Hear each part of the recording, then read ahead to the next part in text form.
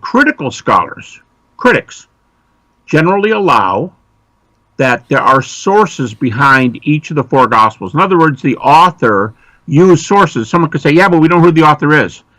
But they use sources that are earlier and come from good roots. Okay, for example, Matthew's the one that, to be honest with you, has probably the least, but he's still got two sources. Possible. One source and one possible one. That's two. Matthew, critics, it's obvious that Matthew has a source that no other gospel has. They call it M, or they call it special Matthew. Matthew has a bunch of texts, just like Luke does, just like John does. Mark is Mark, because he's thought to be the earliest. But Matthew, Luke, and John have sources that are not in Mark, so they got it from somewhere else. So they got data. And Matthew's is sometimes said to be what's called the Logia. We learned from Papias just 25 years after the close of the New Testament, about 125 AD, that there's a group of sayings of Jesus. Matthew might have used those. That's up in the air. But there is the other source called M. Matthew has a source they call M. Luke has a source they call L. These sources are in Luke and nowhere else. Okay. Luke 1:1-4, says, I checked out the eyewitnesses before I wrote this. Third, Luke was a companion of Paul. So three things for Luke. He has a source that critics, the most strenuous critics in the world, Bart Ehrman, Garrett Ludeman, atheist New Testament scholars, they count L as a source of Luke's. Two, Luke says he interviewed the eyewitnesses and actual witnesses that included eyewitnesses, and he was a companion of the Apostle Paul. All right, so that's Luke. John is believed to have used a miracles document because he numbers the first few miracles. He said, here's the first one, here's the second one, here's the third one. Where does first, second, third come from? They believe he had a document that had them numbered. Plus, John's gospel is the closest to having an eyewitness name on it.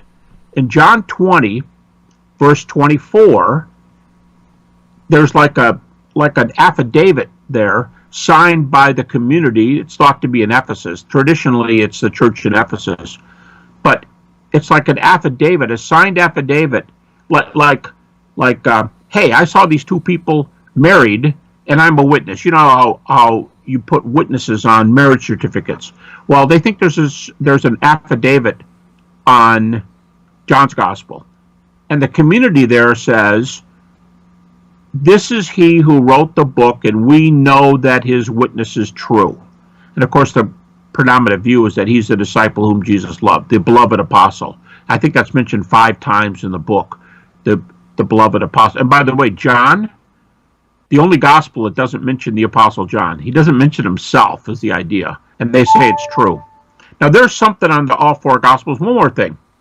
Richard Bauckham, the very prominent Cambridge and St. Andrews University New Testament scholar, he thinks that the Gospels don't have the actual names in them, but they could have, that they circulated at a very early date with the 4 current names that we have right now. 2 apostles, John and Matthew, and 2 who were written under companionship with apostles. Mark with Peter, I left that out. Mark with Peter, and Luke with the eyewitnesses and Paul. And by the way, in Mark, a critical scholar did a survey, it's published, that most critical scholars believe there's a passion narrative in Mark. Mark used an early passion narrative that is usually dated at the latest 37 AD. That means Mark's source is known to be about +7 after the cross. So, yeah, it's only partially useful to say their names aren't there, because we have a lot of other data from good sources, and the names may have been on the 4 Gospels at a very early date.